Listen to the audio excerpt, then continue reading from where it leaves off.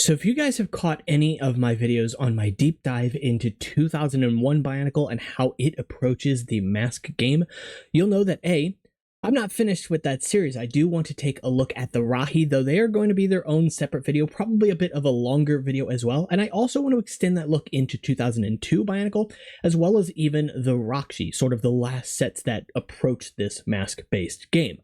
However, they're not the only sets that have a mask game.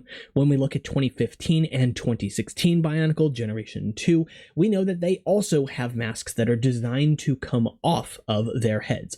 However, they're designed to do so in a very different way. And so because of that, a video for them is definitely going to be in the works, but it is going to be approached a little bit differently because we have to understand that unlike Generation 1 Bionicle, the strategy for Generation 2 is not only very different, but there are some very clear winners versus losers. In Generation 1 Bionicle, in 2001 Bionicle, for the most part, if you and a friend all the way back in 2001 went to the store and each bought one Bionicle, you have a roughly equal chance of winning any sort of mask battle you two might have. If you buy Pohatu and they buy Gali, for example, not only can you build the Moo Cow, but you can also fight each other and have a roughly equal time winning and losing, and it's a lot of fun to do so.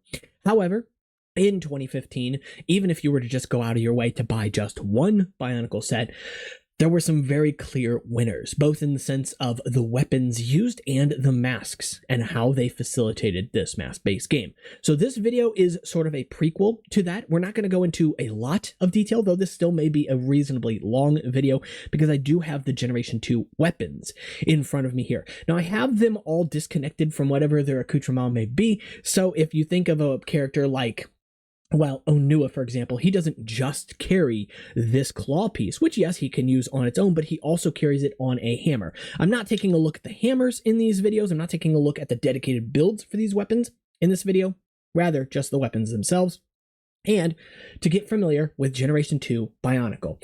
If you are familiar with these characters, with these sets, you know that these masks are designed to come off in basically just two ways. Unlike Generation 1, where there's definitely a clear path to beat your opponent by hitting with a sort of downward strike, and that makes sense. All of the main characters from 2001 came with some kind of downward strike. I'm not talking about the Rahi here, but I'm talking about the Turaga and, of course, the Toa. These masks could still come off when struck from the side, when struck from the chin, or even when struck from head on. It's more difficult. It's definitely going to be easiest to attack here with a sort of downward swing, which makes sense, but any type of attack, whether it be from the Rakshi swinging from the sides, or from the McDonald's Matoran also punching usually from the sides, or even a Rahi swinging from the sides, swinging from the top, swinging from the front, or even just biting the head and ripping the mask off, all of those are able to remove masks in their own ways. Each of them are able to coexist together. Each of them are able to play this mask game relatively well, and I really appreciate that. When we look at the 2015 and 16 Bionicles, which I'm just going to call G2 for the rest of this video, we know that these masks are really only designed to come off either if hooked from behind the mask and pulled forward like this, or I guess technically also pulled downward like that. Some masks respond to that better than others, but also masks are designed to come off when the eye stalk is hit. That's mostly something that we can kind of overlook, though. Not saying that we can overlook it entirely, but some characters are just much better at protecting that eye stalk than others. For example, Kopaka Master, who has those large shoulder pauldrons, or even Liwa, which has the reasonably large shoulder assemblies on him and his head kind of sunk down a little bit, protecting that eye stalk a bit more. It just pushes it further away from whatever character may be able to hit it. On top of that, we also understand that in a nutshell, you're never really going to be fighting two characters with their eye stalks facing each other, right? So it's just difficult generally to hit that eye stalk in the first place, and Generation 2 Bionicle really doesn't have any hook-like weapons. And what I mean by that is weapons like this, which are designed to go behind the mask and push down on that eye stalk. It's not to say you can't do it. You absolutely can.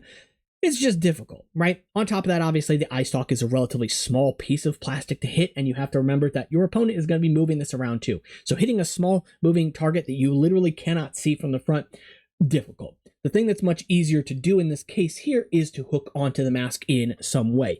And there are just some weapons designed from Bionicle Generation 2 that are better at this than others. When we take a look, for example, at the Uniter sword, which is never used on its own, it's always attached to something else, like on Kopaka Uniter here, where it is on a larger hilt and with two of these blades, we can see that this weapon has 0 overhanging hooks. It's just not good in any scenario at connecting to masks and pulling them off. You can see it's not designed to grab onto the mask in any way. When we compare that to something of similar size, like the Skull Villain weapon, blade, spearhead, whatever you want to call this actually has multiple places where it can latch onto a mask. One here directly above it, which is much larger, and one even on the back side as well. And even coming down with a downward strike, although this is basically something that will never happen, you could even technically get in from behind here.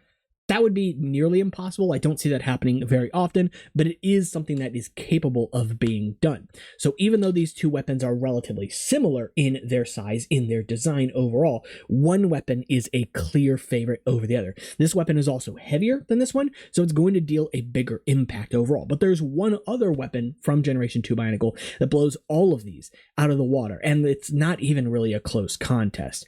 It is the Tahu Master or Kopaka Master sword piece, this blade right here. This is amongst the largest weapons ever made from Bionicle at all. It is about as long, if not ever so slightly longer, than Lee Khan's sword from all the way back in 2004. And in this case here, it has a hook towards the bottom here that recurves, another hook directly above it. These you're not very likely to make contact with the mask here, but it is possible. You definitely can do it. We also have a little bit of a chink here as well, although not a full-on hook. It is possible that with enough of an impact, this could sort of disrupt that mask's connection to the head. Really, though, the business is going to be done majority of the time by these 4 teeth right here, because even if you were to hit the mask and get a little bit of recoil from that impact and maybe miss one of the teeth, the mask is still able to slide along that leading edge of the blade and catch onto any one of the other teeth that are available, thus making this a very powerful weapon in terms of that mask game. On top of that, you can also see that we have added weight on the inside, though admittedly the weapon on its own has a very large opening here. When it is used like this, it doesn't weigh quite as much as it does when there's an insert, but it's still a very heavy weapon, generally speaking. So it delivers a high impact, and even from the back side, although there are no hooks on the back, these teeth here can again disrupt that connection at least a little bit. It's slightly better than a straight-on edge closer to this, right? So this weapon is definitely at its best when these hooks latch onto the mask and when it is held from this position down here. However, now I have to talk about the elephant in the room. Fragility of G2 weapons. Those first 2 weapons that I showed in this video, these 2 right here, are both weapons that I'm weary to test. In fact, I don't even believe I'll be testing this one, or if I do test it, it's not going to be very rigorous for a handful of reasons. A, this is featured on a character who has a side-to-side motion. It has a function based in the waist. These weapons are not really designed to make contact with the mask from the side, and even so, they're not designed to connect anywhere on the side of any of the masks. And we also have to take into consideration that many of the characters have, you know, things like this, which can better protect the sides of the mask. When the arms are up like this, how are you supposed to get in there to grab the side of the mask in the first place, right? So side-to-side motion is not a great attribute to the G2 lineup if you're wanting to knock masks off in the first place, which is why I look at that function A as more of a feature than a function, also in terms of how basic it is, but also why I look at the mask gimmick in the Uniter series as more of just a added bonus rather than a full-on actual game that you could play and have fun playing. I think this is the kind of game that, although I admire the fact that the masks do fall off and can fall off, it's more frustrating to play than you're going to have success with it. Whereas with Generation 1 Bionicle, you're more often than not, you're going to have success playing that game. You're going to be able to beat an opponent, if you will, within about 5 minutes or less, right? That character may take you longer. It's possible, because of how those masks are set up. And I went over that in the original deep dive series in the first video. I will link the playlist at the end of this video as well, so you can check it out. So as we know, this is basically bar none the best weapon for G2. But as I mentioned, with that fragility, as good as some of these weapons can be, these weapons are notoriously fragile in a handful of ways. I picked this one up first because this area right here, I have gotten a handful of these out of parts lots, bulk lots, that have been just severed here completely. On top of that, what is more common, what I see more often though, is this axle being broken off. And not just this weapon, any of the G2 weapons with the exception of one. And I think this is for one very particular reason, and I'll point it out here in a moment. First things first, when we look at the Gurok staff, this is a mold from all the way back in 2003 Bionicle from the Roxy Gurok.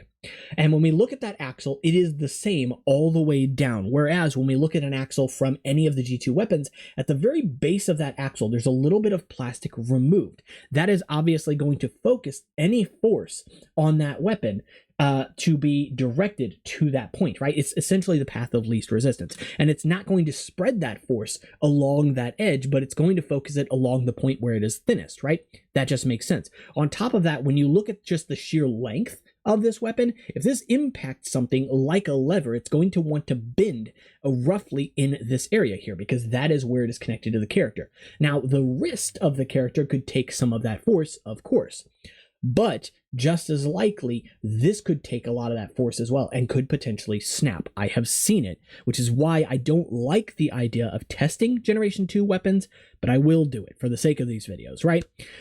On top of that, there are many more weapons that exist from Generation 2 which basically have no effect at all, like this one, for example. Mine is actually slightly better. I modified mine to have a click hinge in it, so it actually locks into specific positions. However, when this weapon is being swung at a character, if you hit any of that leading edge above the midpoint here, you're likely to just bend this weapon back, and that's not going to be very effective.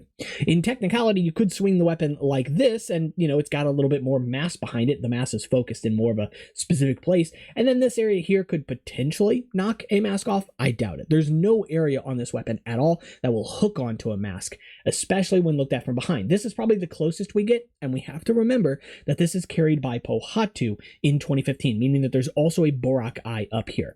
That's going to be the closest thing we get to a hook. So swinging the weapon from the back where that pivot will essentially just be, absorbed into this shape here, and it can't get forced any further back because it's locked, right? That is going to be this weapon's best case scenario, and even still, it can still fail. If that pin shears or breaks, for example, or, just gets pushed out slightly, you can see that it can just come apart. Not great, right? So there are absolutely some weapons that could be fun to test. There are also some weapons that are just by no means designed for playing this game at all. They're a lot of fun to play with still. They're really exciting weapons. I love the fact that we got a boomerang out of Generation 2 Bionicle. About the closest thing we got from Generation 1 was Matoro's claws in 2007.